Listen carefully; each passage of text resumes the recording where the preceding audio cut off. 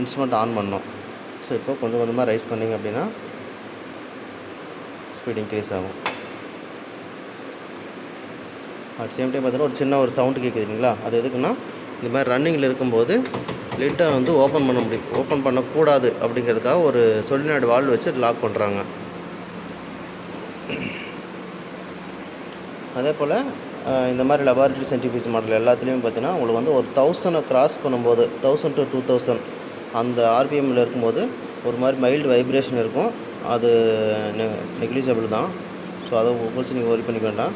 But அதையும் மீறி ரொம்ப இன்ஸ்ட்ருமெண்ட்டே ஆடுற அளவுக்கு ஓவராக வைப்ரேஷன் ஆகுது அப்படின்னா, ஸோ இந்த மாதிரி அந்த அலுமினியம் பக்கெட்டில் பார்த்திங்கன்னா எஸ்எஸ் பக்கெட்டு, அதில் பார்த்திங்கன்னா இந்த மாதிரி ரப்பர் பக்ஸ், சேஃப்டி பக்ஸ்ன்னு சொல்லுவாங்க. ஸோ இந்த பக்ஸ் எல்லாம் வந்து எல்லாத்துலேயுமே கரெக்டாக இருக்கா, சேம் சைஸில் தான் இருக்கான்னு பார்த்துக்கணும்.